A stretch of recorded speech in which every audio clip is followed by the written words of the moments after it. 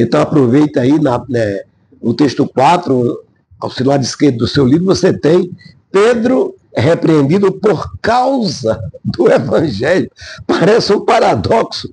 E lá embaixo mostra a fraqueza de Pedro, que é o subsídio, né, do nosso querido professor.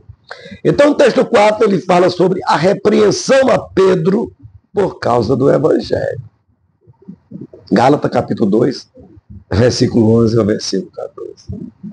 Observamos e temos certeza que foi Pedro que primeiro proclamou o Evangelho do Reino de Deus aos pecadores. Todo mundo lembra do dia de Pentecostes. Que mensagem poderosa que ele pregou, e naquela grande mensagem, com toda a simplicidade, quase 13.000 almas aceitaram a Jesus. Mas, o que aconteceu com o nosso querido professor e apóstolo Pedro? Qual a razão que levou Paulo a queixar-se contra Pedro no capítulo 2, versículo 12 de Gálatas e o versículo 13? Era porque Pedro cometeu uma atitude que muitos cometem hoje. Não tem aquele crente camaleão? Ele se camufla de acordo com o tempo que lhe é favorável. Então Pedro, ele se separava dos cristãos gentios quando estava diante dos judeus, dos irmãos judeus.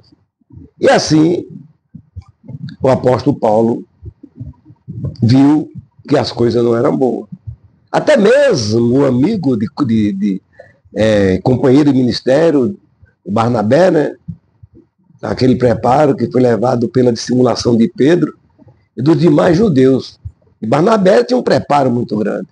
Mas em Gálatas capítulo 2, versículo 13, veja que Barnabé foi no oba-oba de Pedro. Né? E, não, isso aqui não tem nada, não. Isso aqui pode se fazer, não tem nada a ver. E a gente vê muito isso hoje. O paganismo, né? No rastro de Babilônia. E a gente não esqueceu da Babilônia, não esqueceu de Pérgamo, e trazemos as bagagens, né? É como diz a palavra, né? Vai para Betel, mas deixa os deuses estranhos antes de chegar lá. Então, o Evangelho deve ser aplicado à nossa vida. E por isso o apóstolo Paulo, ele repreendeu a Pedro na presença de todo o Pedro. Você exige das pessoas isso, mas quando vocês estão diante dos judeus, você se comporta assim?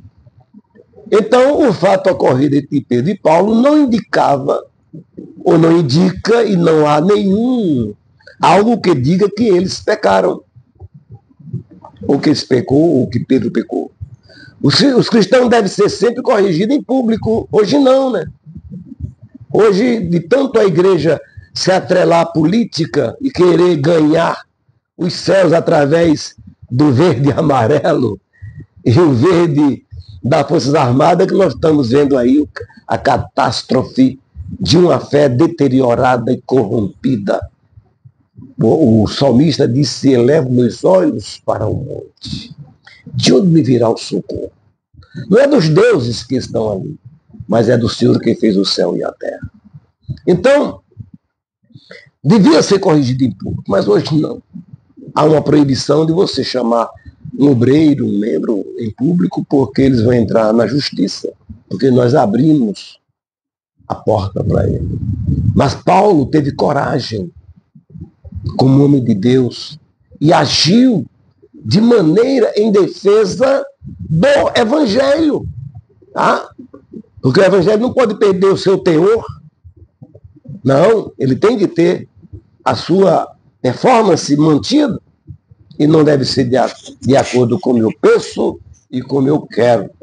Então observe que no versículo 17 do capítulo 2, Paulo afirma que ele seria um grande pecador se voltasse a confiar na lei para ser salvo, como fazia antes. Tá? Então, é retroceder na história. E hoje muitos estão retrocedendo na história. Mas a gente precisa manter a nossa mente em Cristo e ensinar ao povo a verdade. Aí foi preciso o apóstolo Paulo mostrar lei e graça.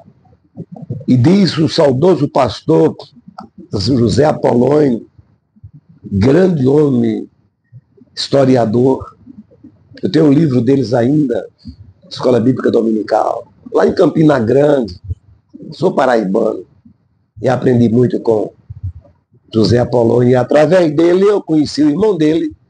E anos depois, eu larguei um pouco ele e comecei a acompanhar o pastor Antônio Gilberto em viagens, em simpósio, em fóruns teológicos. Até aí, na nossa querida Irritades, né?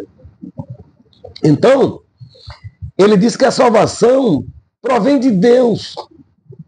E o seu princípio, que torna-se um dínamo, é a fé em Cristo Jesus. A gente tem aquele impulso. Então, tudo depende da graça de Deus. E o apóstolo Pedro reitera isso, dizendo que a morte de Cristo é a consumação da salvação e não uma justificação baseada na lei. O apóstolo Paulo mostra. O evangelho de Cristo não é uma mistura da lei com a graça. Isso é verdade. A lei, Cristo veio e cumpriu porque nós jamais poderíamos cumprir. Mas hoje nós cumprimos a lei como fruto de uma vida convertida e sabendo aquilo que nós devemos fazer. Amém?